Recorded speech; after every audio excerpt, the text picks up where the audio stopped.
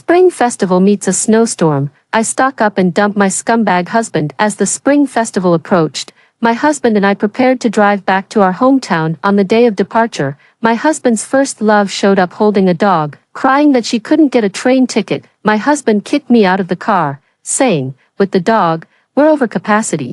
Buy your own train ticket home." But he should have known that the train tickets were sold out long ago.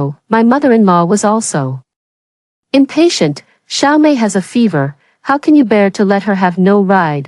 Watching the swirling snowflakes, I got off the car without hesitation and took away the New Year's goods I had prepared. My husband sneered, "Petty, who cares about these few New Year's goods? Take them away quickly." I smiled faintly. They had no idea that the extreme cold apocalypse was about to arrive. The annual goods and supplies they dismissed as worthless would later become life-saving treasures. "Jiajing, Xiaomei has a fever, and she's also brought a dog. Our car is already over capacity. Find a way to buy a ticket and get home." My husband's first love sobbed beside him. "Jicheng, sister-in-law, please, I have a fever and I'm too weak to move."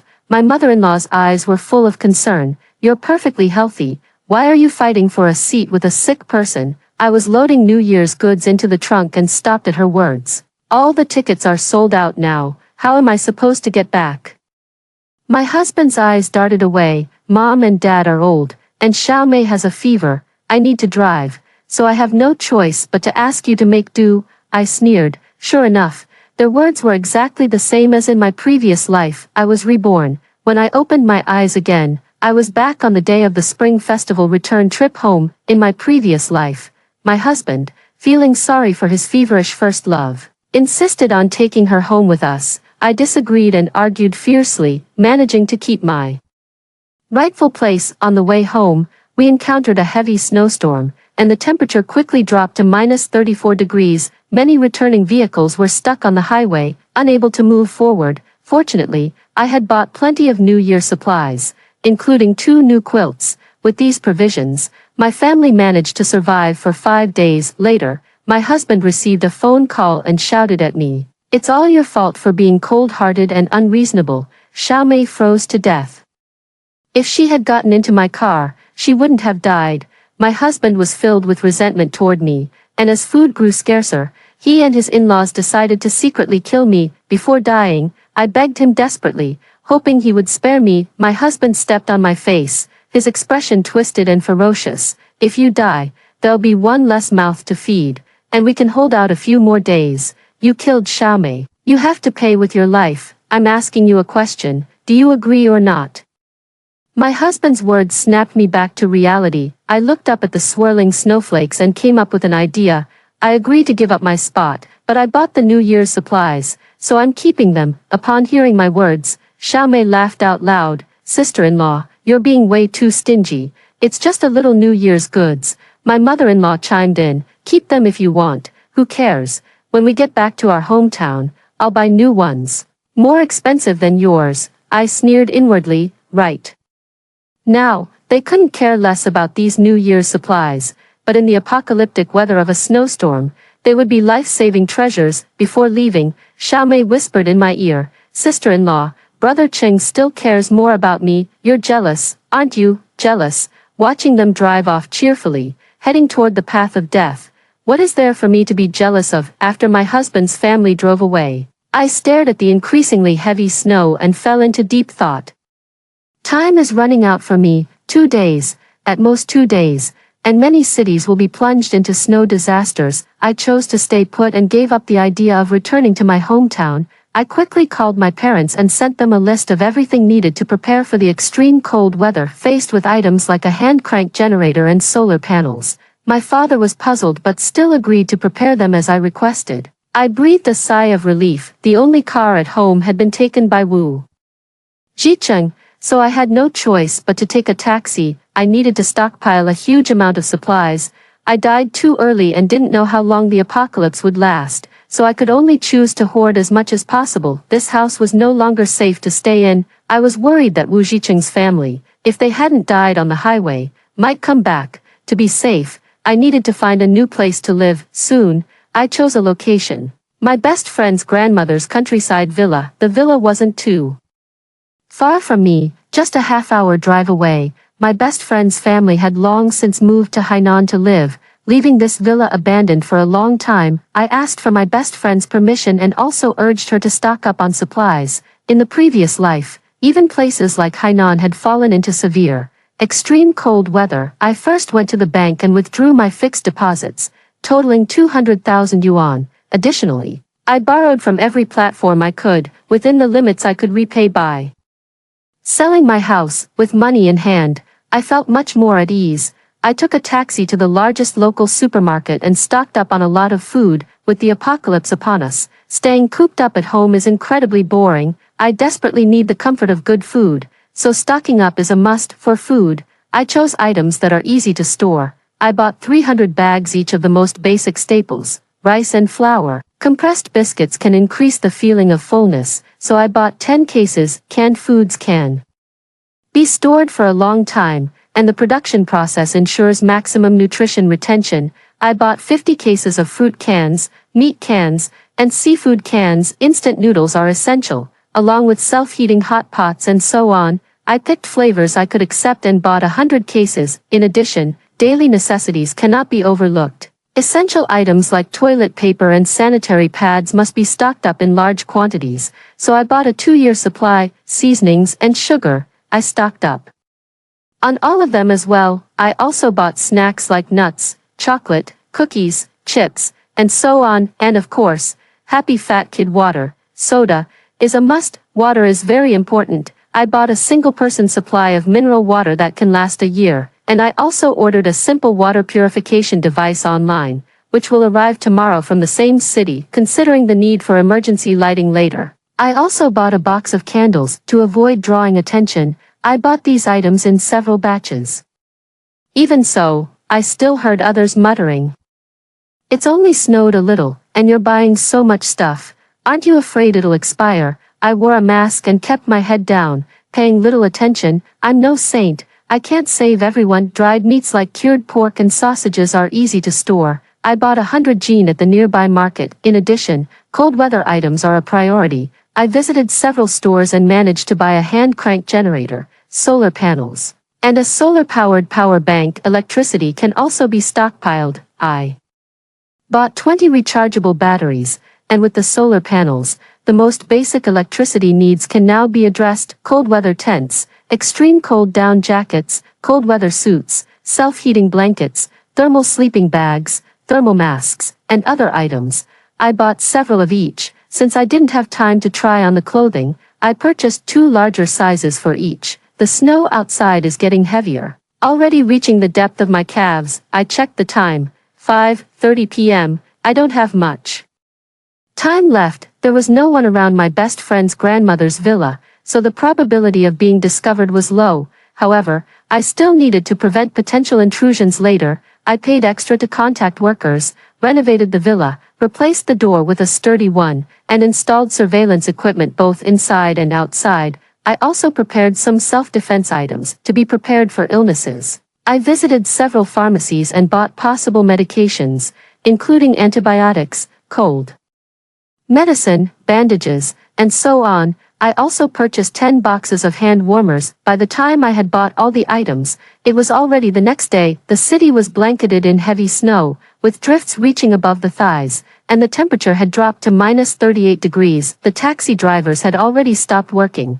and I had prepared the last batch of supplies before moving into a villa on the outskirts. The city was still functioning normally. I turned on the heater, and the warm, cozy air inside stood in stark contrast to the bitter cold outside. While I was eating steak and watching a variety show, I received a video call from Wu Zhicheng.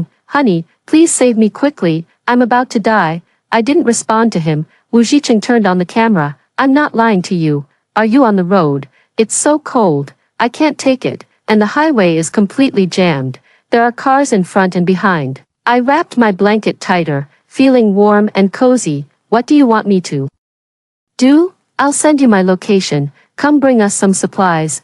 Please, I'm begging you," my mother-in-law shouted from behind. "It's all your fault for insisting on moving the New Year's goods. Otherwise, we'd have food and blankets." I snorted coldly. To bring gifts back to our hometown, I had prepared a trunk full of New Year's goods. It was almost bursting at the seams. My father-in-law also sighed. If the baijiu were still in the car, a couple of sips would warm our stomachs. Facing the accusations from my in-laws, I retorted, how was I supposed to deliver them? It's minus 40 degrees out there. Going would be suicide. My husband Wu Jicheng was furious and shouted, you're on the train, right? You have food and it's warm. With all those New Year goods, bring some over and share them with us. Your husband is freezing to death. Are you going to stand by and do nothing? My husband's first love, Xiaomei, started crying again. Sister-in-law must still blame me for taking her seat. I have a fever, and I didn't mean to. I rolled my eyes and thought, shut up, you fake sweetheart. Since you're so fixated on this husband of mine, I'll just give him to you. Sister-in-law, you've misunderstood. I couldn't be bothered to argue with her. Don't even think about me delivering supplies. Your life or death has nothing to do with me. Wu Jicheng suddenly realized, there's no sound on your end. Why didn't you turn on the camera? You're not on the train, are you? Could it be? You're at home. Wu Jicheng gritted his teeth. Fine. So we're starving and freezing on the highway while you're living it up at home. I have you to thank for that, my dear husband. Thank you for leaving me behind. Otherwise, I'd be the one stuck on the highway, freezing to death. In the video, I could see the regret gradually creeping into Xiaomei's eyes. Yes, back then, she was the one who begged and pleaded to get in the car and come back to our hometown together. I hung up the video call without hesitation. On the TV news, disaster reports from various regions were playing, the snowstorm coinciding with the Spring Festival, leaving many people stranded on their way home, with a large number of passengers stuck at the train station. Today is New Year's Eve. In my previous life, on New Year's Eve, I was stuck on the highway with Wu Jicheng's family, enduring the cold and only managing to eat instant noodle soup. My mother-in-law said I was the most useless person in the family, only fit to drink some soup, while my husband wolfed down the instant noodles without a thought of sharing any with me. But in this life, I have escaped that predicament, living in a warm room with 4 dishes and a soup laid out on the table. Happy New Year, I said to myself. I know that for now, order remains intact, but soon, as the temperature plummets, everything will spiral out of control. A snow disaster. People will die. As the countdown to midnight rang out, the temperature dropped to minus 41 degrees. Opening the video app, I saw Wu Jicheng live streaming. He accused me in the live stream, saying I stood by and did nothing to help, watching my in-laws freeze to death. Many comments were blaming me. A wife like that, divorce her as soon as you get back. Even if her husband and in-laws were freezing to death, she should have crawled over to bring them supplies. Bitch, you'll get what's coming to you. Words like these can't hurt me in the slightest. Wu Jicheng's lips were purple from the cold, and he wrapped his down jacket tightly around himself. In the video, a dark figure flashed by, then I heard the old woman shouting, damn it, someone is stealing, someone, catch the thief. Wu Jicheng got out of the car and chased after them, but in the pitch-black night, there was no sign of anyone. He returned dejectedly and heard the old woman say loudly, there's only half a box of instant noodles left, and they've all been stolen, and the only blanket we had, that's been stolen too. There wasn't much supplies to begin with, and Wu Jicheng broke down. He turned his head and cursed at his first love. Weren't you in charge of watching the supplies? How did they get lost? His first love hugged the dog, her face pale. I don't know. He just came up and snatched them. Useless. I shouldn't have brought you along in the first place. Wu Jicheng was silent for a long time, then said to the live stream room, folks, my wife likes to hoard things. We have a lot of supplies at home. I'll give you the address. Go pick them up yourselves. Just bring me a little bit, okay? Soon after, I received a message from Wu Jicheng. Don't blame me for being ruthless.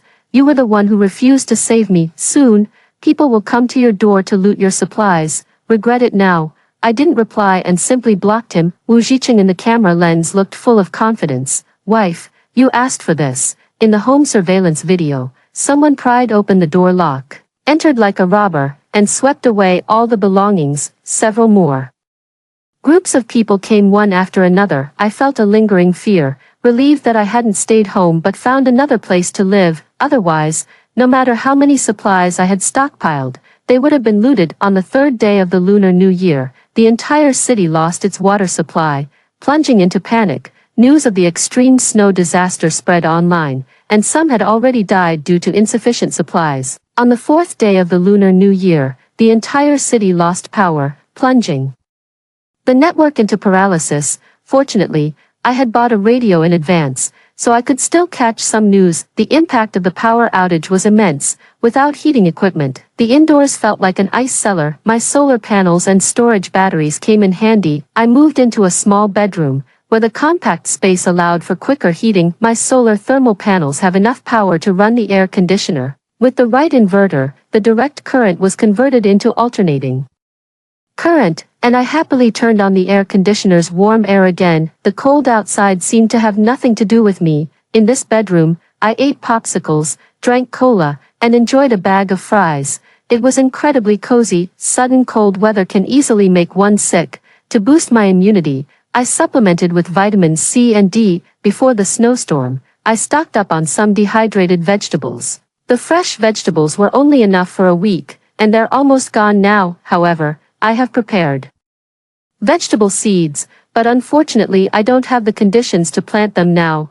I'll have to wait and see how things go later. The 6th day of the first lunar month is my birthday. I simply made myself a birthday cake and prepared a hearty lunch: braised spare ribs, boiled pork slices, garlic lettuce, braised prawns, winter melon meatball soup, and I opened a bottle of red wine. After eating and drinking my fill, I turned on the surveillance equipment. Since the power was cut off, Wu Zhicheng could no longer live stream. The only way for me to know what he was up to was through the bug. Before New Year's Day, I suspected Wu Zhicheng might be cheating, so I installed a listening device in the car. Later, I found nothing unusual and set it aside. Little did I expect it would come in handy now. I heard a commotion of arguing. I was somewhat surprised that, in a state of extreme scarcity of food and clothing, they could still hold out for 7 days. Wu Zhicheng's voice was weak. I have a fever. I'm dying. What do I do without medicine? My mother-in-law comforted him. Son, you'll be fine. Your father has already gone to find medicine for you. He'll be back soon. I don't know how long it had been when my father-in-law returned. Old man, why are you covered in ice and blood? Blood all over you. I managed to grab 2 fever-reducing pills for our son. Take them quickly. Dad, wake up. Old man, you can't die. What will I do if you die? The father-in-law was stabbed through the abdomen while trying to grab fever-reducing medicine for his son. Coupled with extreme cold and hypothermia, he passed away. Wu Zhicheng took the medicine and soon his fever subsided. The supplies in the car were all looted later, but there's hardly anything left. The situation on the highway is growing more tense by the minute, descending into chaos. People fighting over supplies, clashing with each other, and cries of anguish filling the air. Faced with his father-in-law's departure, Wu Zhicheng didn't care. With one less person, we can hold out for 2 more days. His mother-in-law slapped him. Are you even human? That's your own father. Wu Zhicheng pushed his mother-in-law to the ground. Jiajing bought New Year's goods to move away. Why didn't you stop her? If they had stayed, would we have had to go out and snatch them? It's all your fault, Wu Zhicheng shouted. It's so cold, and soon the food will run out. We're all going to die. The mother-in-law couldn't believe that her son would shift the blame onto her, crying out, "You're so heartless." Xiao Mei suddenly spoke up. Brother Cheng, I have an idea to solve the current food shortage. Wu Zhicheng asked hurriedly. What way? I'm starving to death. Xiao Mei leaned close to Wu Zhicheng's ear and whispered, trick your mom into going out. With one less person, we can hold out a few more days. But she's my own mother. The one in my belly is your own son. Can you bear to starve us both to death? Wu Zhicheng hesitated for a moment, then agreed. After a while, he clutched his neck in discomfort. Mom, I can't breathe. I think I'm having an allergic reaction. Wu Zhicheng is allergic to peanuts. Over the years, he has been very careful with his food and has hardly had any allergic reactions. Sure enough, his mother was very worried. Son, don't scare me. Could it be that the cookies you ate at noon had peanuts in them? Wait, I'll find some medicine for you. Maybe there's some in another car. After saying that, the mother-in-law stumbled out of the car. Xiao Mei quickly closed the car door. Brother Cheng, don't blame me. I did this for the sake of our son. After a long time, so long that I thought my mother-in-law had died outside, a knocking sound came from outside the car. Son, open the door. It's so cold out here. Hurry up and open the car door. the mother-in-law pleaded bitterly. Son, please say something, don't abandon me. Then came Wu Zhicheng's somber voice. Mom, I have no choice but to leave you behind. I can't help it. Xiao Mei is carrying my child, and I can't ignore her. The food we've scavenged isn't enough anymore. Dad is already dead. Mom, without you, we might last a few more days. The mother-in-law's voice grew fainter. Ungrateful son, you ingrate, you tricked me. The mother-in-law pounded on the car door in despair. Sobbing heart-wrenchingly, Xiao Mei said loudly, Auntie, you can't just let your grandson starve to death, can you? This car door cannot be opened. Later, the grandmother's voice grew softer and softer. Wu Zhicheng, inside the car, did not know that his grandmother was clutching a box of allergy medicine in her hand. She had endured a bone-chilling cold to beg for it from another car. Exhausted, she crawled back on her knees, leaving a trail of blood on her back, muttering, with this medicine, my son can be saved. The mother-in-law climbed out of the car, only to be met with her own son's scheming and cold-bloodedness. The howling wind drowned out the mother-in-law's words. Son, Mom found the medicine for you. Clutching the medicine tightly, the mother-in-law froze into an ice sculpture in the swirling heavy snow. In the end, everything fell into silence, and no one cared about her. Xiao Mei opened the car door, then quickly closed it. Your mother froze to death. Wu Zhicheng buried his head and sobbed a few times. Mom, don't blame me. I really had no choice. I have to survive. Xiao Mei is carrying your grandson in her belly, Xiao Mei said smugly. Isn't that right? The ultrasound says this baby is a boy, so I can carry on the Wu family line. Hurry up and divorce your wife when we get back. Wu Zhicheng agreed. With so many people trying to grab her supplies, she's definitely dead by now.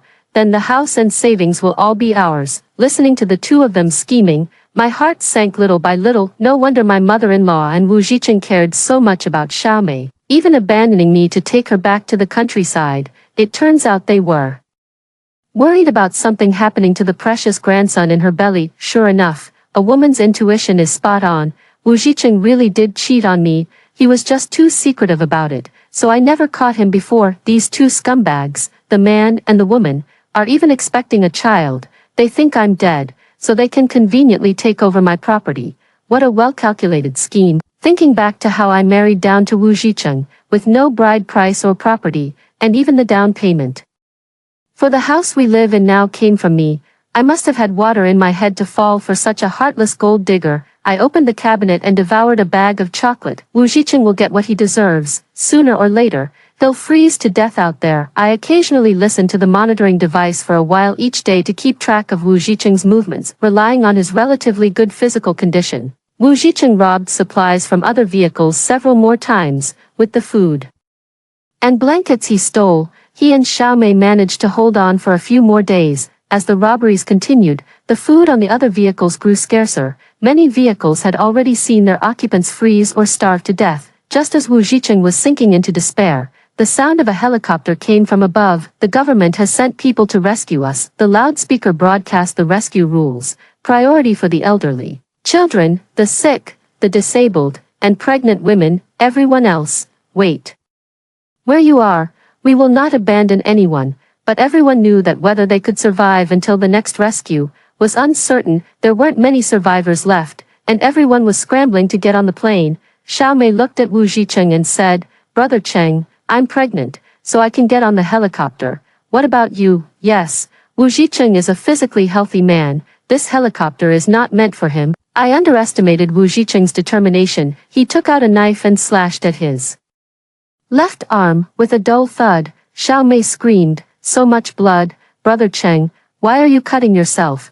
Wu Zhicheng smiled. If I'm disabled, I can get on the plane. I need to go back and see if Zhou Jiajing is dead or not. My heart sank. Wu Zhicheng was coming back. I heard on the radio that the government had set up simple temporary shelters for these rescue workers and distributed food to everyone. Although the portions were small, with careful rationing, they could last about a week. We couldn't stay at the temporary shelter for long. Eventually, we had to return to our own homes. Through the surveillance camera, I saw the scene of Wu Zhicheng and Xiao Mei coming back. Wu Zhicheng had his arm in a sling. The two of them had long lost the polished look they had before returning to their hometown. Their clothes were so faded that their colors were indistinguishable. and they were so weak that they staggered as they walked. Wu Zhiqing was full of regret. I really shouldn't have let others snatch the supplies back then. Their home had been ransacked, but Wu Zhiqing still managed to find some food in the nooks and crannies of the kitchen. Snacks I had secretly stashed away out of craving. Wu Zhiqing always told me to lose weight, but I couldn't resist and hid some snacks.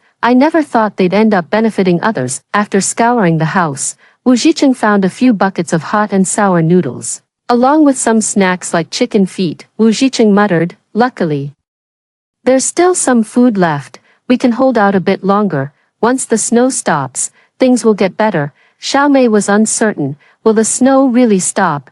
Wu Zhiqing shivered as he walked around the house. Zhou Jiajing definitely hasn't been back. She's hiding somewhere else. The city's power grid briefly restored for an hour, and taking advantage of this time, Wu Zhiqing gave me a video call. I answered it readily and pointed the camera at the dining table. Compared to the food on my table, Wu Zhiqing's meal looked incredibly shabby and meager, his face twisted with jealousy. "Zhou Jiajing, you have plenty to eat and drink, and I'm your husband. You're so heartless." "Husband, another woman is pregnant with your child. A husband like that, I'd rather not have." His face changed. "You know everything." "Yeah, I figured it out. Actually, it's not that I can't take you in, but Qin Xiaomei, this mistress, I don't like the look of her." Wu Zhiqing glanced at Xiaomei and remained silent. I continued, "I have air conditioning here and plenty of food." "Wu Zhiqing, when you kicked me out of the car back then, did you ever think you'd end up caught in a snowstorm? You're still alive.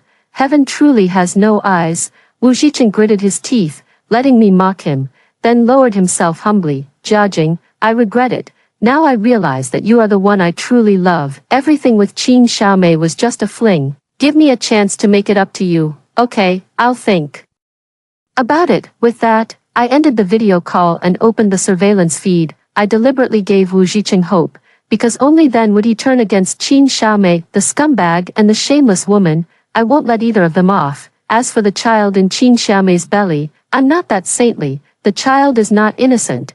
It is the product of their affair, a symbol of sin itself. Sure enough, Wu Zhiqing wavered. After all, in the video, I had a table full of lavish food. My room was piled with supplies, and in temperatures of dozens of degrees below zero. I could even use the air conditioner. This temptation was absolutely fatal to Wu Zhiqing. Qin Xiaomei, unaware of the situation, kept fussing that her stomach was moving violently and that she was hungry and needed to eat. Wu Zhiqing roared, "Your appetite is getting bigger and bigger. We only have this much food, which can last us at most 3 or 4 days. If we don't ration it, we'll starve to death sooner or later. Why are you arguing with me? I'm carrying your son." A few days later, when the Lantern Festival arrived, Wu Zhiqing's food supply ran out. The temperature outside had already dropped to -50 degrees. Going out meant certain death, and both of them knew it well, their panic beginning to set in. "What do we do? I don't want to die." Wu Zhiqing gritted his teeth. "There must be other survivors in this building. We'll go and take from them, just like on the highway." As the Spring Festival approached, many people chose to return to their hometowns for the holiday, so very few stayed behind locally. As far as I know, only 3 or 4 households might have remained in the entire unit. Wu Zhiqing wrapped himself in the thickest blanket at home, grabbed a kitchen knife, and went out. Not long after, he returned home, clutching the food he had snatched. Wu Zhiqing robbed a divorced mother and daughter on the 3rd floor. Seeing the bloodstains on his sleeve in the video, I was startled. Qin Xiaomei also realized, could it be that you? Wu Zhiqing scolded, "Shut up, we need to find a way to survive. The mother and daughter downstairs have quite a bit of supplies, and they even have some hand warmers. They feel pretty warm when you stick them on. There's a lot of stuff, so I'll need to make several trips to move it all." Although Wu Zhiqing didn't say it outright, I already understood the fate of the mother and daughter downstairs. I silently saved this video. On the 25th day of the first lunar month, the snow stopped, and the temperature gradually warmed up, quickly returning to -15 degrees Celsius. This is the range in which humans can live and move about, and Wu Zhiqing and Qin Xiaomei managed to survive by relying on the supplies from the mother and daughter downstairs. It was just the extreme cold of this snow disaster that terrified everyone. There were still very few pedestrians on the streets, and the supermarket hadn't opened again. The apocalypse was far from over. after the snow disaster. The next attack would be the scorching heat. On the fourth day of the snow disaster, I had a dream. I dreamed that after the extreme cold of this snow disaster ended, there would be a period of polar day, with temperatures continuously rising, soaring straight to 55 degrees. I wasn't sure if the dream was real, but as events unfolded one after another, I knew clearly that the scorching heat was indeed coming. Fortunately, I had made ample preparations when stockpiling supplies. The villa was well stocked, and I had also purchased power generation equipment, enough to cope with this heat disaster. 2 months. I need to survive 2 months. As the snow disaster ended, the city's temperature gradually rose, eventually making the indoors hotter than having the heating on. People temporarily set aside their grief and returned to normal life. Wu Zhicheng also managed to grab some supplies. Qin Xiaomei breathed a sigh of relief. Brother Cheng, with these things, we don't have to be afraid anymore. But Wu Zhicheng gradually grew uneasy. No, the apocalypse is far from over. The temperature is so high in winter. Something's wrong. The temperature kept rising. Finally, one midnight, he took all the food from home and secretly ran away. Watching Wu Zhicheng's figure in the video, I clapped my hands. Finally, he's here. On Valentine's Day, February 14th, Wu Zhicheng appeared outside the villa. The temperature surged at night, reaching 49 degrees. In the early morning, the sun still hung high, and the entire city had lost its night. Wu Zhicheng dragged his quilt and food, his lips cracked and dry, his entire body soaked in sweat. I doubled the height of the villa's walls and added high-voltage wires, so he can't climb over at all. Wu Zhicheng came prepared, holding a loudspeaker. Jiajing, I was wrong. Forgive me, for the sake of our marriage. Let me in, I'm dying of thirst, haunted by the shadow of the snow disaster. The supplies Wu Zhicheng had stockpiled were all for keeping warm, useless, and ridiculous in the current heat. Standing inside the wall, I asked, how did you find this place? In the video, I saw the osmanthus tree in the yard. You mentioned to me that your best friend's villa in the countryside on Lepying Road has an osmanthus tree. I tried to come here to look for it, but there's only this one villa here. You're quite clever, Wu Zhicheng pleaded bitterly. After a while, with a creak, the gate opened. I opened the villa's gate for Wu Zhicheng. It's cool in the room, I said. Wu Zhicheng quickly darted in and ran into the villa's room. The air conditioner in the room was blowing cold air, making it pleasantly cool. Wu Zhicheng greedily breathed in the cold air, took out an ice cream from the fridge, and sighed. Jiajing, you've actually stocked up on so many things. In the apocalypse, this is way too comfortable. I could clearly see the greed in his eyes. I said softly, you can still turn back, and I will forgive you. We can live here together. Wu Zhicheng slowly approached me, a cold sneer appearing on his face. Together, Jiajing, you're too naive, aren't you? This villa will be mine from now on. As for you, go to hell. He suddenly pulled out a fruit knife and thrust it toward my abdomen, then froze in place. Seizing the moment, I kicked the knife out of his hand, grabbed a nearby vase, and smashed it against Wu Zhicheng's head. He instantly fell unconscious. I patted my abdomen, relieved that I had come prepared, wearing 2 layers of body armor. When Wu Zhicheng woke up again, he found himself locked in a cage in the basement of the villa. He struggled, cursing incessantly. I smiled and said, didn't expect this, did you? I deliberately revealed the villa's location to you, just to lure you here, because I need to make sure you don't survive until the end of the apocalypse. People like Wu Zhicheng actually managed to survive until the end of the snowstorm. I'm truly afraid he might endure the scorching heat as well. Since that's the case, I might as well deliver him right into my hands. I didn't kill him.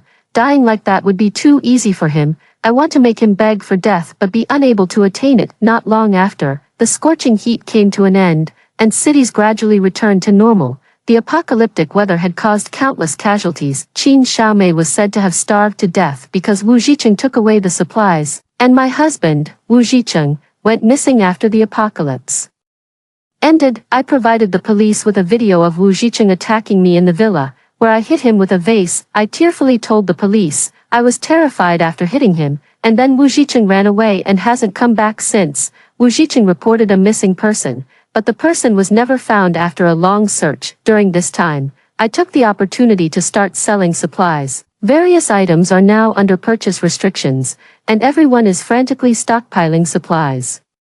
fearing that abnormal weather like heat waves or snowstorms might strike. I know that this apocalyptic disaster has already ended. I kept enough supplies for 3 months of living and sold off the rest, making a good profit. I sold that house and bought a large, single-story apartment instead. I lounged comfortably on the sofa, sipping red wine, while a video played on my phone. On the streets of Thailand, a disabled male beggar, disheveled and grimy, with all 4 limbs missing, whimpered and kowtowed to passers-by for alms. Observant people might also notice that on this man's neck, there was a mole very similar to one on my husband.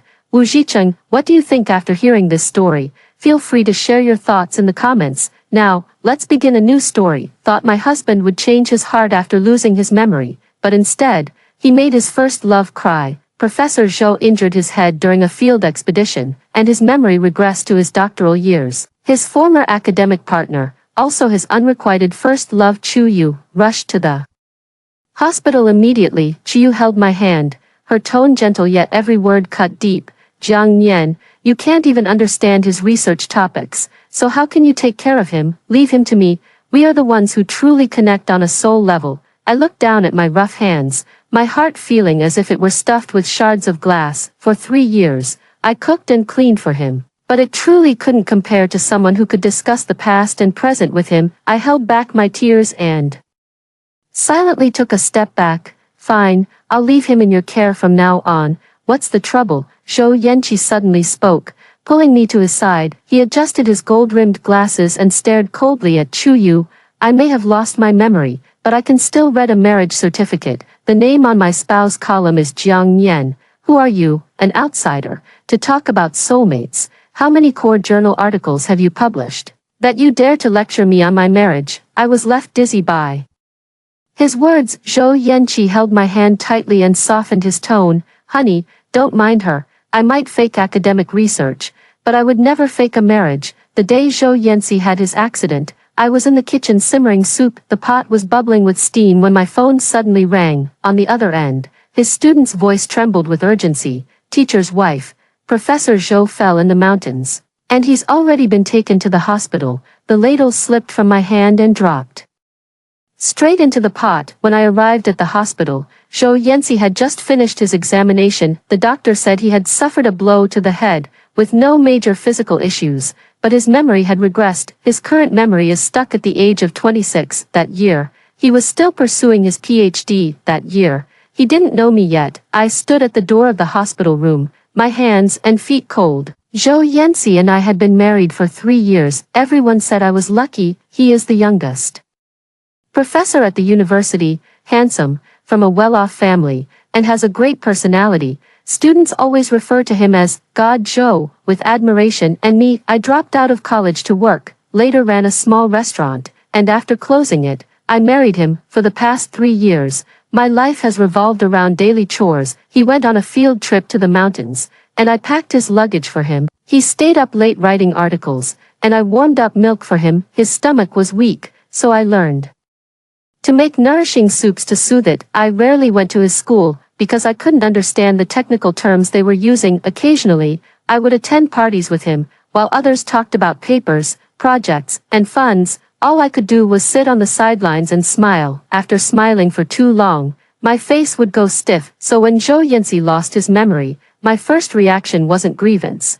It was fear. I was afraid that if he opened his eyes and saw me, he would only feel a sense of unfamiliarity. I was afraid he would ask, "Who are you?" Even more afraid that he would say, "How could I have married you?" But when I actually pushed open the hospital room door, before I could even speak, a woman in a beige coat was already standing by the bedside. Her name is Chu Yu. She was Zhou Yanqi's best partner during his doctoral studies. She was also the woman everyone said he almost married. Chu Yu was very beautiful, with a striking, aggressive kind of beauty. She was holding a thermos in her hand, her voice soft. "Yanqi, do you still remember me?" Zhou Yanqi glanced at her and nodded. Chu Yu, at that single word, my heart suddenly sank. He remembered her, but she didn't remember me. Chu Yu's eyes immediately reddened. "At least you still remember me." Zhou Yanqi said nothing, his gaze falling on me. I opened my mouth, but my throat felt blocked. Chu Yu turned to look at me, her expression gentle as if she were thinking of my best interests.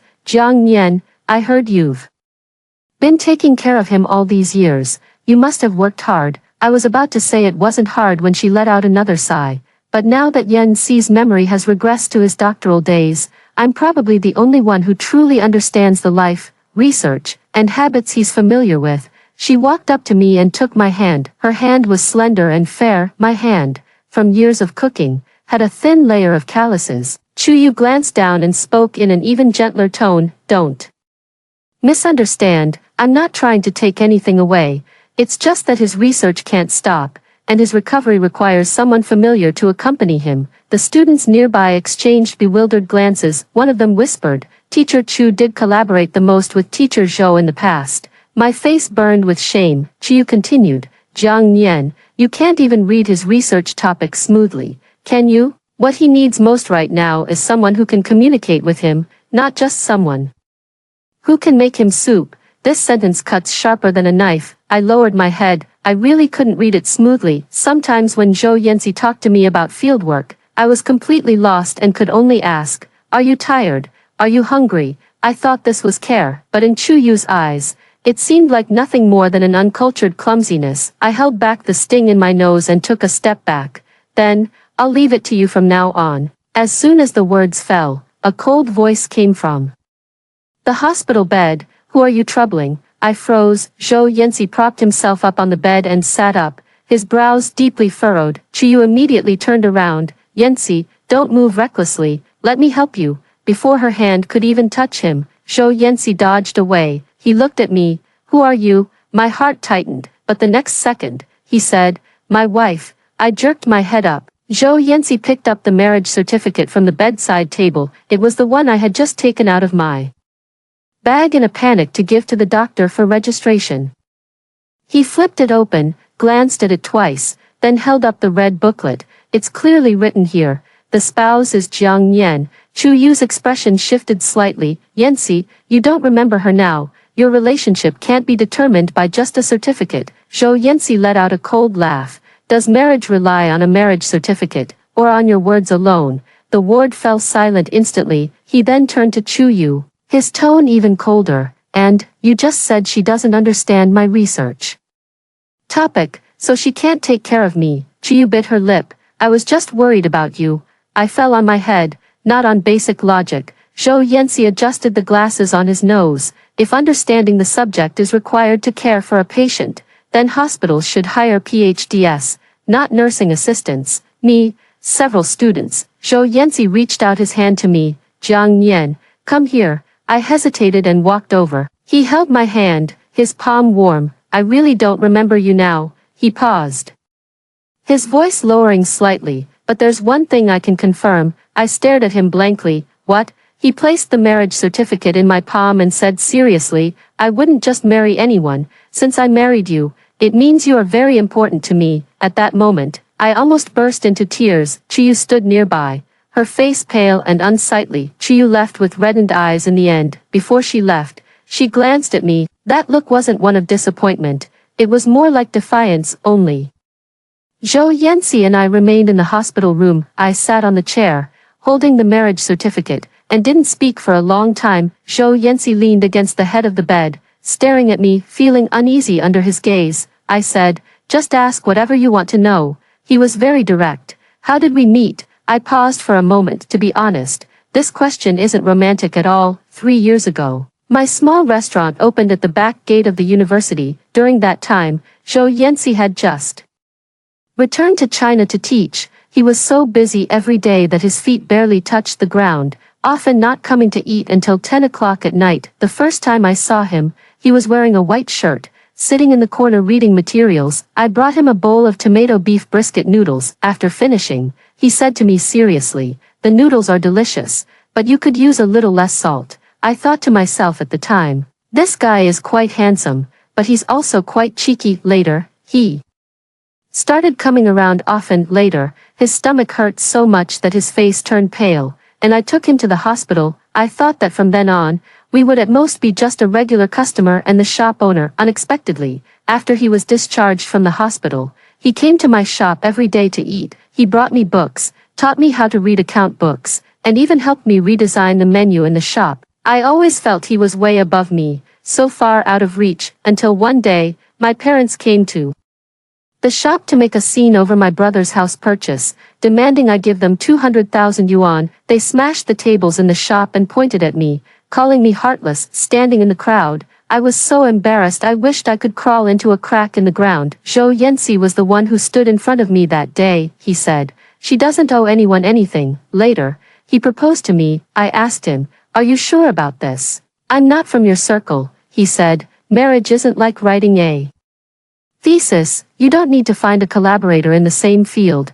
I laughed at the time. Now that I think about it, I still feel like crying. I picked and chose, telling these things to Zhou Yanxi. He listened very attentively. When he heard the part about my parents, his face darkened. Did they come looking for you again afterward? I shook my head. You already took care of it for me. How was it handled? You hired a lawyer and told me not to go soft. Zhou Yanxi nodded, as if affirming himself. I handled this well. I was amused by him. He saw me smile, and his expression softened a little. You look better when you smile than you did just now. My face flushed. Don't talk nonsense. It's not nonsense, he said seriously. That's an observational conclusion. I was about to speak when the hospital room door was pushed open. Chiyu came again, this time. She didn't come alone. Behind her were two students and an old professor with graying hair. The old professor's surname was He. And he was Zhou Yanxi's doctoral advisor. Professor, he sighed as soon as he entered the door. Yanxi, I heard you lost your memory, so I came to see you. Zhou Yanxi sat up a little straighter. Professor, he nodded and looked at Chuyu. Chuyu was also extremely worried. As soon as she heard about your accident, she even cancelled her meeting. Chuyu lowered her head, her voice soft. I can't help but worry. As she said this, her eyes were fixed on Zhou Yanxi. I sat nearby, feeling like an extra person. Professor, he turned to me again. You must be Jiang Nian, right? I quickly stood up. Hello, Professor. His attitude wasn't bad, but it couldn't be called warm either. Yanxi's injury came suddenly, and the folklore project he was working on hasn't been concluded yet. There's a lot of complex material, and since you usually have little exposure to it, you probably won't be able to help. That was put rather tactfully, but I understood the meaning. I couldn't help. Zhou Yanxi, Chiyu spoke up at the right moment. Teacher, I can temporarily help Yanxi organize the materials, and it will also be convenient to accompany him as he recovers his memory. After she finished speaking, she looked at me again. Jiang Nian, I know you're feeling uncomfortable, but Yanxi is not an ordinary person. His time is very precious and cannot be held up by an accident. My fingers clenched the hem of my clothes. Zhou Yanxi suddenly asked, where are my project materials?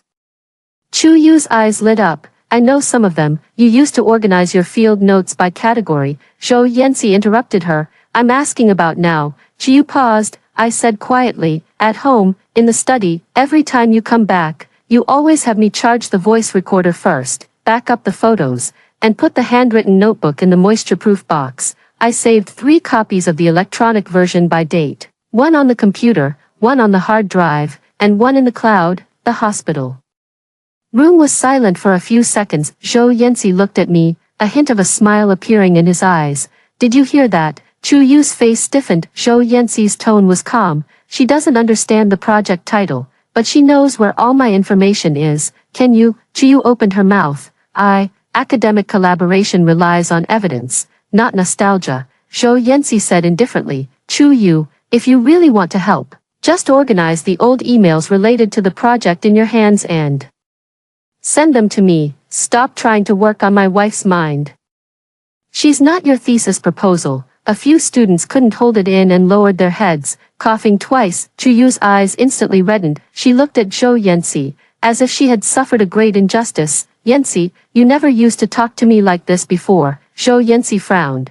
Then the old me must have had a pretty good temper. I almost laughed out loud. On the day Zhou Yanxi was discharged from the hospital, Chuyu came again. This time, she didn't cry or make a scene. She brought a stack of documents. The cover was printed neatly, with a sticky note attached. These are your doctoral thesis, the field notes we worked on together, and some photos. Chuyu placed the materials on the table, her voice gentle. Didn't the doctor say that familiar things can help with memory recovery? Take a look. Maybe you'll remember something. I stood nearby. unable to describe the feeling in my heart. In those photos, there was a younger Zhou Yanxi. He wore a windbreaker, standing by the mountain path, his features more youthful than now. Chiyu stood beside him, smiling brightly. They really did look like a perfect match. One was a genius PhD, the other a pretty junior sister. And what about me? Most of my photos with Zhou Yanxi were taken in kitchens, at vegetable markets, or in front of small restaurants. The most decent one was on the day we got our marriage certificate. Suddenly, I didn't really want to look at it, but Zhou Yanxi only flipped through 2 pages before closing the file. Chiyu grew anxious. Aren't you going to take another look? Zhou Yanxi said. I'll review the old materials later, but not now. Why? I want to go home. Chiyu was stunned. Home? Zhou Yanxi looked at me. The home Jiang Nian and I share. The smile on Chuyu's face almost faltered. But you don't remember that place now. Wouldn't it be uncomfortable to go back? Why not stay at the apartment near the school first? That way, I can easily come over and help you organize the materials. Zhou Yanxi asked very seriously. What does your convenience have to do with me? I lowered my head and bit my lip. I must not laugh. Really, I must not laugh. Chiyu was choked speechless, her face turning green. On the way home, Zhou Yanxi sat in the passenger seat. I was driving. He kept looking out the window the entire way. As we were nearing the neighborhood, he suddenly said, "You're nervous." I gripped the steering wheel. Am I? You are. You've already looked at me 8 times. Embarrassed, I said. I was afraid you'd get dizzy. No. He turned his head to look at me. You're afraid I'll think of Chuyu. My heart skipped a beat. This man has lost his memory, so why is his observation still so terrifying? I parked the car in the garage and forced a light-hearted smile. You two used to be close, so it's normal for me to mind, right? Zhou Yanxi didn't answer immediately. After entering the house, he stood in the hallway, carefully examining the room. Our home is not big. It has 2 bedrooms and 1 living room. Half of the study is filled with his books, and the other half is my cabinet for odds and ends. The dining table is still covered with the small floral tablecloth I bought. I suddenly felt a bit embarrassed. Do you think it's too mundane? He shook his head. It's great. What's great about it? It has the warmth of everyday life. After he finished speaking, he walked over to the shoe cabinet. There was a sticky note stuck there, one he had written before. Jiang Nian is not allowed to walk barefoot on the floor. I quickly reached out to tear it off. Zhou Yanxi, however, pressed down first. He stared at that line of text for a long time. Then he asked me, did I write it? I nodded. Why? Because I used to be too lazy to wear slippers in winter, and you scolded me several times for it. Zhou Yanxi let out a low chuckle. Looks like I'm quite nagging, I murmured. Not really, you just keep an eye on me a lot. He walked into the kitchen again. The refrigerator was covered with countless sticky notes. Jiang Nian doesn't eat cilantro. Jiang Nian drinks millet porridge when she has a stomachache. Jiang Nian shouldn't touch ice-cold watermelon during her period. Jiang Nian likes to eat sweet and sour spare ribs when she's in a bad mood. Zhou Yanxi looked through them one by one, his expression growing softer and softer. I stood at the door, suddenly feeling a sting in my nose. I've long been used to seeing these things, so used to them that I forgot they were also a form of love. Zhou Yanxi turned to look at me. Jiang Nian, I may have forgotten a lot of things. His voice wasn't loud, but it was steady. But this doesn't feel like a home that was settled for. My eyes suddenly reddened. Just then, his phone rang. It was a message from Chuyu. I accidentally caught a glimpse of the notification pop up. Yanxi, I'll be waiting for you at the usual place at 7 tonight. That place holds our most important memories. If you come, I'll tell you why you didn't marry me back then. My heart suddenly sank. After Zhou Yanxi finished reading, his brows furrowed slightly. I forced a smile. Go if you want to. He looked up at me. You want me to go? I couldn't speak. Zhou Yanxi placed his phone on the table and replied with just 2 words. I'm not going. Chiyu quickly sent another message. You don't dare to come because you're afraid of remembering who you truly love. Zhou Yanxi stared at the screen for 2 seconds and replied, what am I afraid of? Afraid you'll order dishes and make me pay the bill. Chiyu didn't wait for Zhou Yanxi, but instead, she got me. I'm not going to arrest anyone. I'm going to pick something up. After Zhou Yanxi replied to the message, Chiyu sent several more photos. The background of the photos was an old tea house. Zhou Yanxi glanced at it and said he had some memory of that place. He mentioned that during his doctoral studies, his research group often held small meetings there, and it was possible that some old materials had indeed been stored there. I thought since it was related to his memory, it might be worth checking out. Zhou Yanxi wanted to go with me. I refused. He had just been discharged from the hospital and needed rest. More importantly, I also wanted to see Chuyu, not as that wife who was always ready to give in. It was Jiang Nian. When I arrived at the tea house, Chuyu was sitting by the window. She saw me, was taken aback at first, then smiled. Why is it you? I sat down across from her. You said you had important memories. I'm here to collect them from my husband. The smile on Chu Yu's face faded. Jiang Nian, don't you think you're pitiful? I said nothing. She slowly stirred the tea in her cup. You're staying by a man who doesn't remember you, and you still have to act magnanimous, act dignified. But deep down, you're panicking, aren't you? I admitted she was right, but I didn't want her to see it, I said. Compared to you sneaking around with someone else's husband late at night, I am indeed a bit more decent. Chu Yu's face stiffened. Do you think just because he's protecting you now, that means he loves you? He's only used to being morally correct. He's been like this since childhood, doing things by the rules, by responsibility. She looked at me and said, word by word, but responsibility is not love. A pang struck my heart. Chu Yu continued. During those years he was pursuing his PhD. I was the one who understood him best. When he got stuck writing his thesis, I stayed up all night with him revising the framework. When he went to field sites for research, I accompanied him across mountains and valleys. I've seen him at his most disheveled, his most passionate, and his most ambitious. I tightened my grip on the cup, what she described. I truly had never witnessed. When I met Zhou Yanxi, he was already the gentle and steady Professor Zhou. I never saw the youthful vigor he once had. I wasn't there to accompany him through those sleepless nights. Chu Yu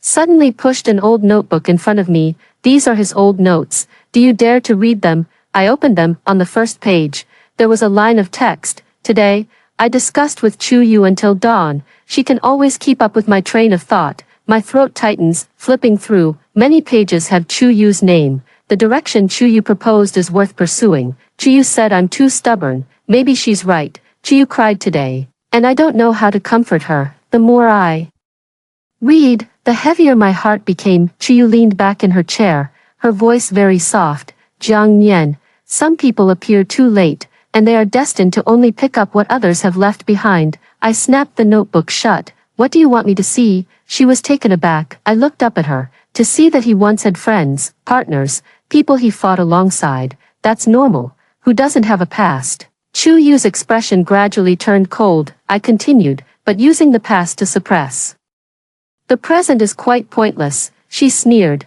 You're just being stubborn. I nodded. Maybe, but the fact remains that my husband doesn't want to see you right now. Chu Yu finally couldn't keep up the act any longer. She stared at me, her eyes fierce. Jiang Nian, do you know what the most ridiculous thing about you is? You mistake your little acts of care and kindness for love. But what Zhou Yanxi truly wants is someone who can stand shoulder to shoulder with him. Can you understand the articles he writes? Can you grasp the theories he presents? When he goes to meetings, do you dare stand by his side and claim to be his wife?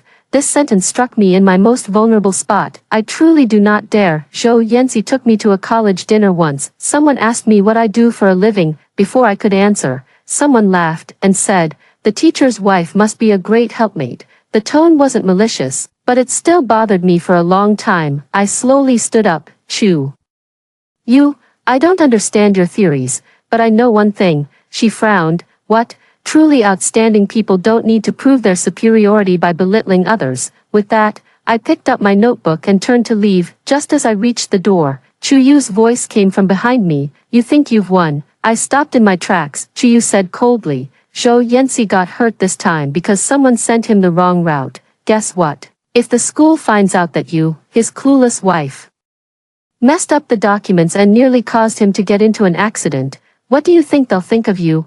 I spun around abruptly. She smiled. Jiang Nian, don't rush. The show has just begun. When I got home, Zhou Yanxi was sitting on the sofa waiting for me. A glass of warm water was placed in front of him. The TV was off, and the book remained untouched. When he saw me enter, he stood up and asked, did she give you a hard time? I shook my head. No. Zhou Yanxi looked at me. You pinch your bag strap when you lie.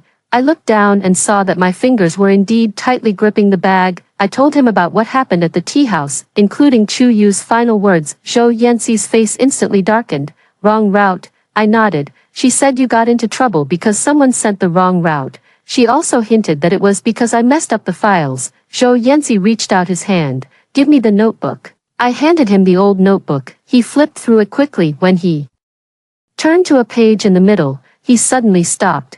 This isn't my handwriting. I was taken aback. What? The earlier pages are my handwriting, but these last few pages aren't. He pushed the notebook in front of me. I couldn't really tell. Zhou Yanxi pointed to one of the characters and said, when I wrote the character, Tian, the final horizontal stroke is a bit shorter. This one isn't. I couldn't help but say, you even remember the way you wrote characters back when you were pursuing your PhD. Muscle memory and writing habits don't completely disappear due to memory loss. After saying this, he took out his phone to take a photo, then he opened his computer and asked me to bring out the hard drive with the family's data. I quickly went to the study. There is a dehumidifier cabinet in the study room. Inside it are all his field materials from the past few years. I arranged them by date. Each file bag has a label attached to the outside. These labels were all written by me. I used to think I couldn't help him with his academic work, that I could only handle these trivial tasks, but now, Zhou Yanxi looked at the neatly organized materials and suddenly looked up, saying, Jiang Nian, you've helped me a great deal. I was stunned. He took out the itinerary from the most recent inspection. Who compiled this? Your student Xiaolin sent it over. I just printed it out and placed it together with the other materials. Is there still an electronic version? Yes, I backed up the email attachments. Zhou Yanxi's eyes darkened slightly. Open it. I logged into my email and pulled up that message. The sender was indeed Kobayashi, but Zhou Yanxi looked at it for a moment and suddenly asked, does Xiaolin usually use this email? I shook my head, not sure. He immediately called Xiaolin. When the call connected, Xiaolin sounded flustered. Teacher, how are you feeling? Zhou Yanxi got straight to the point. Last Wednesday night, did you send the route table to Jiang Nian? Xiaolin was stunned. No, I sent the route table directly to you, not to the mistress. A chill ran down my spine. Zhou Yanxi continued to ask, does your commonly used email end with 739? Yes, the email sent to me had the number 793 at the end, just one digit off. Someone impersonating Kobayashi sent me the wrong route. Then I will organize them into the document bag. If Zhou Yanxi really follows that route into the mountains, he will end up on the abandoned path. His fall this time might not have been an accident. My hands and feet turned cold. So Chu Yu knew all along. Zhou Yanxi did not answer. His expression was very grim. Just then, my phone vibrated wildly. My best friend called, her voice frantic with urgency. Nian Nian, check the school forum now. Someone posted saying you pretended to know things you didn't, messed with Professor Zhou's materials, and caused him to be hospitalized. I opened the forum. The post had already turned red. The title is glaringly eye-catching. Inside story of Professor Zhou's fall. Low education wife interfered with research materials, nearly caused husband's death. The post was written in vivid detail. It claimed that I, in order to prove myself worthy of a professor, organized the route on my own. They say Zhou Yanxi has long been tired of a housewife like me. They also say that Chu Yu is the one most suitable for him. The comments below are full of criticism. God, can people like this stay away from academia? Professors should be cautious when choosing a wife. Differences in intellectual levels can be truly terrifying. Teacher Chu and Professor Zhou are the normal match, right? I stared at those words, my fingers trembling. The inferiority I had feared being exposed for 3 years was now trampled on repeatedly online. I closed my eyes and took a deep breath. Zhou Yanxi took my phone away. He only glanced at it a few times before letting out a cold laugh. Not bad writing. I stared at him blankly. He put down his phone, his tone icy, spreading rumors about a professor's family and tampering with the cause of the accident on the side. This thesis is subpar, but you've got quite a talent for fabricating stories. My nose stung. You don't blame me. He looked at me, his gaze heavy and deep.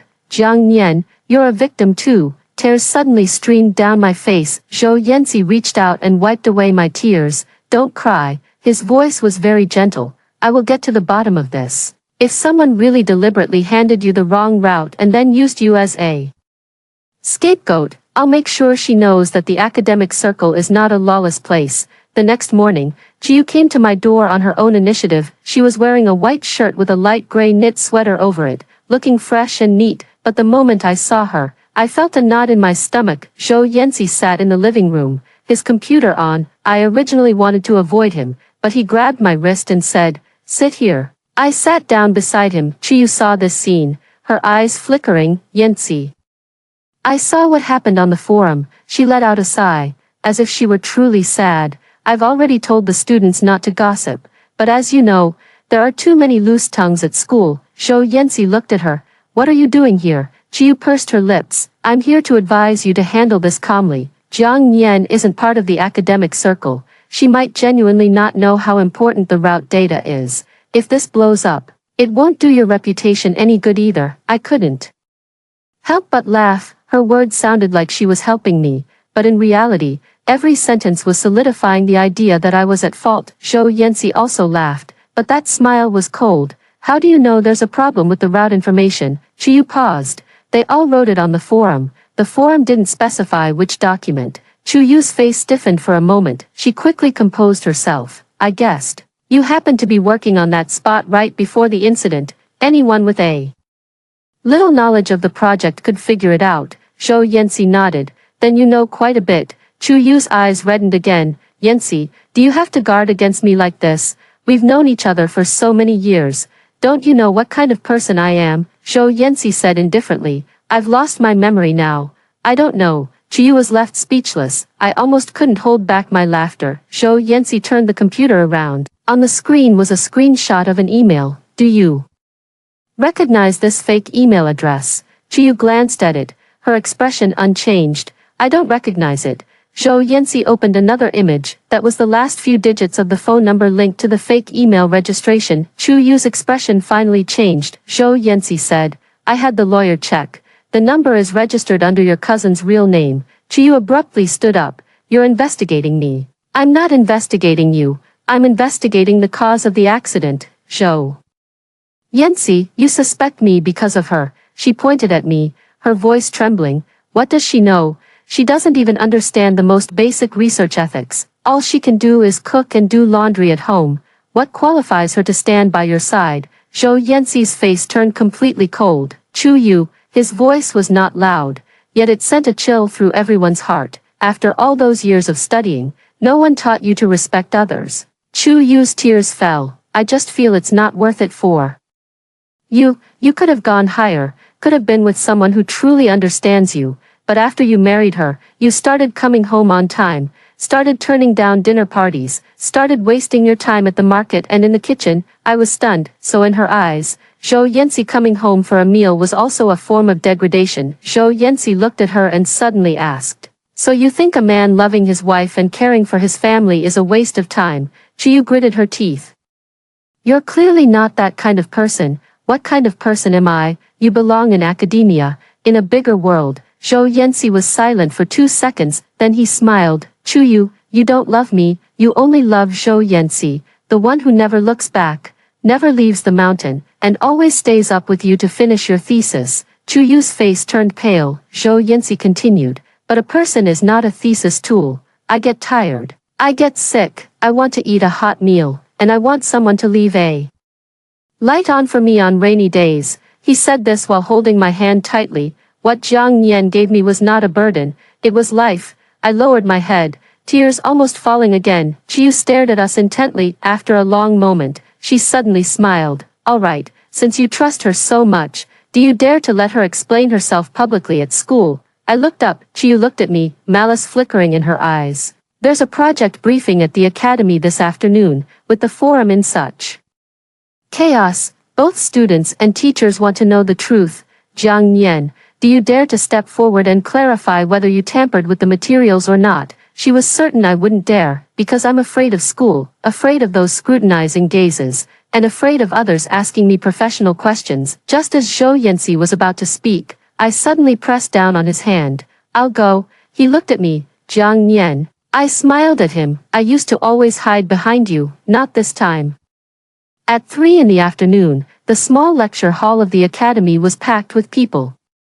I stood at the door, My palms completely sweaty. Zhou Yanxi stayed by my side. He said in a low voice, "If you're nervous, just look at me," I whispered. "What if they ask me professional questions?" Zhou Yanxi said seriously, "Just say you don't understand." I was stunned. If you don't know, say you don't know. If you don't understand, say you don't understand. That's not shameful. He looked at me, his tone steady. It's shameful to do something wrong and still pretend to be innocent. I slowly calmed down inside. When I walked into the lecture hall, everyone looked at me, some with curiosity, some with contempt, and some just eager to watch the show. Chiyu sat in the first row. She had put on light makeup today, but still looked haggard. Those who didn't know might think she had suffered some great injustice. Professor, he had also arrived. He said solemnly, "Yan Ci, your body hasn't fully recovered yet. It's not appropriate to make a big scene at today's briefing." Zhou Yan Ci replied, "Teacher, precisely because it's not appropriate to make a big scene, we need to present evidence." Chiyu said softly, "I also hope the truth can come out soon." Jiang Nian, if you really didn't mean it, just apologize. I believe everyone won't make things difficult for you. I looked at her. Suddenly, I wasn't afraid anymore. I walked onto the stage and turned on the computer. The first slide was that fake email, I said. This email was the itinerary I received. The sender's name was Kobayashi, so I thought it was from my husband's student. Someone in the audience whispered. I continued to open the second one. This is Kobayashi's personal email address. These two email addresses differ by only one digit. Xiaolin stood up. I can prove that I never sent that email to the master's wife. Chu Yu's expression shifted slightly. I opened the third one. I don't understand the research topic, nor do I grasp your professional methods. I lifted my head and looked at everyone in the audience, but I know that organizing materials should be done by time, by source, and by preserving the original files, because Zhou Yanxi taught me. A photo of the materials in my study appeared on the screen. Each file folder had a date. Next to each printout is a screenshot of the original email and a backup number. I said, over the past 3 years,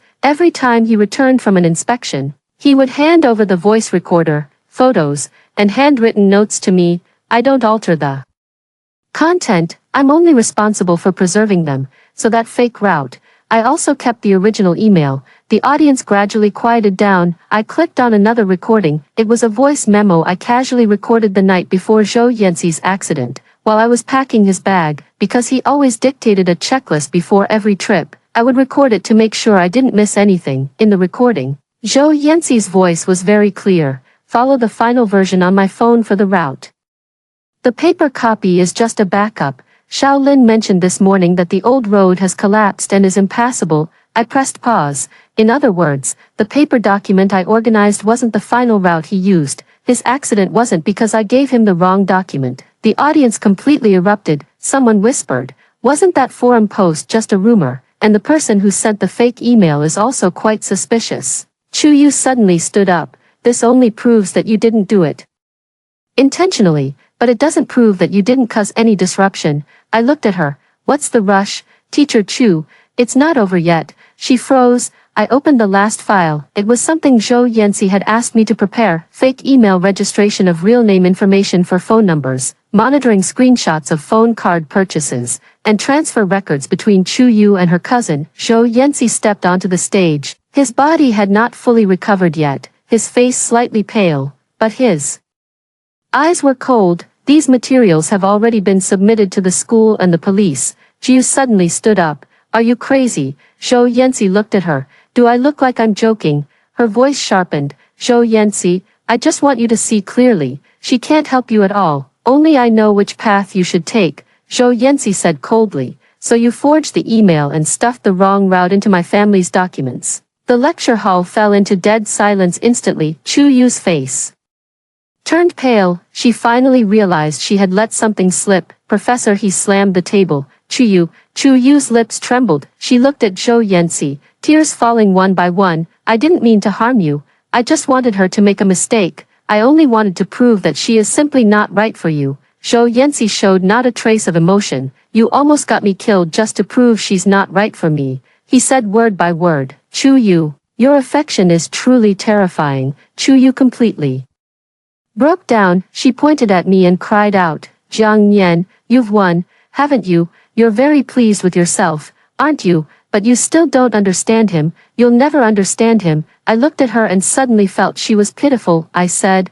I don't understand his thesis, but I understand that he can't drink coffee when his stomach hurts in the middle of the night, that his knees ache on rainy days, that he takes off his glasses and pinches the bridge of his nose when he's stressed, and that he always calls my name first when he comes home. My voice was soft, but very clear. Chuyu, you always say you know him at his peak, but I'm the one who stays with him after he falls. Zhou Yanxi turned to look at me. For a moment, something in his eyes seemed to waver heavily. The next second, he suddenly held his forehead. I was terrified. Zhou Yanxi, he closed his eyes, and when he opened them again, his gaze had changed. He looked at me, his voice hoarse. Nian Nian, it wasn't Jiang Nian, it was the Nian Nian he used to call me. My heart suddenly trembled. You, remember? Zhou Yanxi reached out and hugged me, tightly, forcefully. I'm sorry, these past few days, you've been wronged. After Zhou Yanxi regained his memory, the first thing he did was not go home to rest. Instead, he compiled all of Chu Yu's materials into a file and submitted it to the school. Chu Yu forged emails, maliciously misled investigation materials, and bribed students to post rumors online. None of them are light. The school handled it very quickly. She was suspended from teaching, disqualified from project participation, and will be subject to further investigation. As for that forum post, Zhou Yanxi directly pursued legal proceedings. The student who posted the post came crying to apologize, saying they had only taken Chu Yu's money and thought they were helping the teacher vent their anger. After hearing this, Zhou Yanxi's expression turned cold. You are an adult, not a repeater. Taking money to spread rumors means you have to bear the consequences.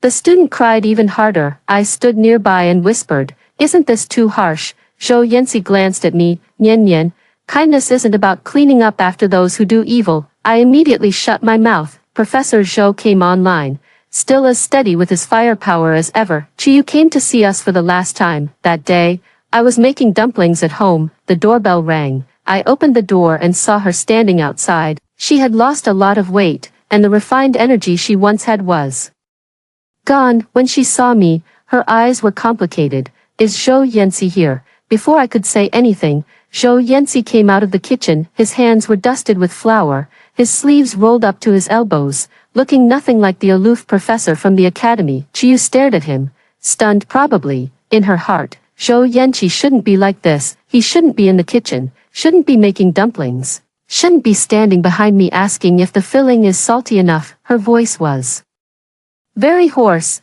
Yanqi, I came here today just to ask you one thing. Zhou Yanqi dried his hands. Go ahead. If it weren't for Jiang Nian, if I hadn't gone abroad back then, would we have ended up together? I also looked at Zhou Yanxi. It would be a lie to say I wasn't curious. Zhou Yanxi was silent for a moment. A glimmer of light reignited in Chu Yu's eyes, but when he spoke, his voice was calm. No. Chu Yu's face turned pale. Why? Zhou Yanxi said, because the year I started my PhD, I had already rejected you.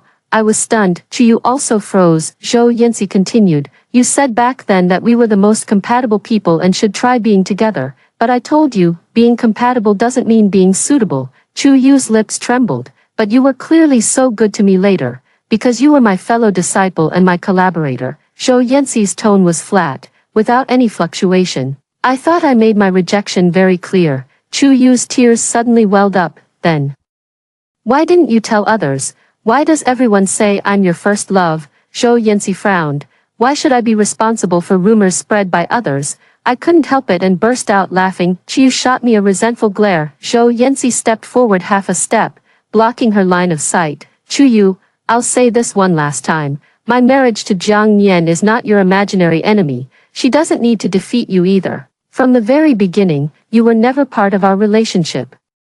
That sentence was too harsh. Chu Yu's face was completely drained of color. She stood there for a long time, then finally turned and left. After the door closed, I realized there was still flour on my hands. Zhou Yanxi looked down at me. What are you laughing at? I said. I suddenly feel like I was pretty stupid before. Stupid how? I always thought you two had some earth-shattering love story. But it turns out it was all just other people's imagination. Zhou Yanxi thought about it seriously.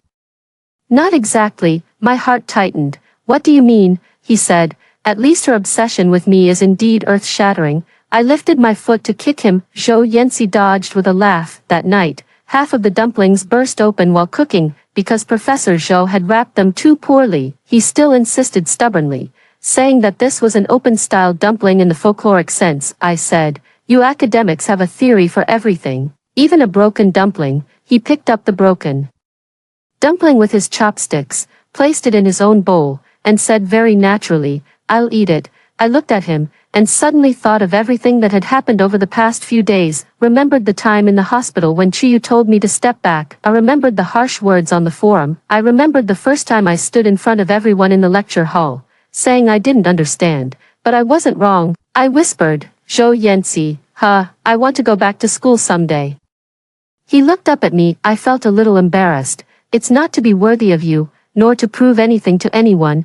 I just feel like I don't want to keep being afraid of not understanding. Zhou Yanxi looked at me for a long time, then he smiled. "All right," I asked, "don't you think it's too late?" "It's not too late." He held my hand. "Jiang Nian, life is not a thesis defense. There is no fixed deadline." My eyes grew warm. Zhou Yanxi added, "But let me make it clear first. I don't tutor advanced mathematics." The gratitude I had just felt vanished in an instant. Half a year later, the final verdict on Chuyu was completely handed down. She lost her original teaching position and was held accountable for spreading rumors and falsifying materials. I heard that on the day she left the school. She was in a sorry state. I didn't go to watch, because that day, I was taking the entrance exam for an adult undergraduate program. When I finished the exam and came out, Zhou Yanxi was standing at the school gate waiting for me. He was holding a bouquet of flowers in his hand, with a cup of milk tea beside him. The sunlight fell on his shoulders. When he saw me, he smiled and waved at me. "Mrs. Zhou, how did the exam go?" I walked over and deliberately let out a sigh. "I'm done for. There was one question I couldn't answer." He said seriously, "No big deal. Why? Not knowing a single question won't stop you from being my favorite student." My face flushed. "Who's your student, Zhou?" Yanxi looked down at me, his eyes full of laughter. "Let me put it another way. Classmate Jiang Nian. Professor Zhou has applied to accompany you for a very, very long time." I took the flowers and whispered, "Approved." Later, I turned this experience into a story. The title is, White Moonlight Talks About the Soul. Professor Zhou's marriage certificate, extra. Zhou Yan's notes. After I regained my memory, Jiang Nian asked me a question. "During those days when you lost your memory, did you really not have any feelings for Chuyu at all?" At the time, I thought the question was strange. To me, Chuyu was like an old paper that had long been retracted. There were traces of it, but no need to continue citing it. But Jiang Nian was different. The first time I woke up in the hospital, I saw her standing at the door, her eyes red, her fingers tightly gripping the strap of her bag. I didn't remember her, but seeing her sad, my chest ached deeply. At that moment, I knew the human brain can lose things, but the heart cannot. Later, at home, I saw the sticky notes on the refrigerator, the documents she had organized, and every day she had carefully preserved. I finally understood. Love isn't some pretty phrase about soulmates. Love is her still being there when I fall into chaos, and the moment I see her, I just want to go home. After hearing this story, what are your thoughts? Feel free to share your ideas in the comments section. We look forward to hearing from you.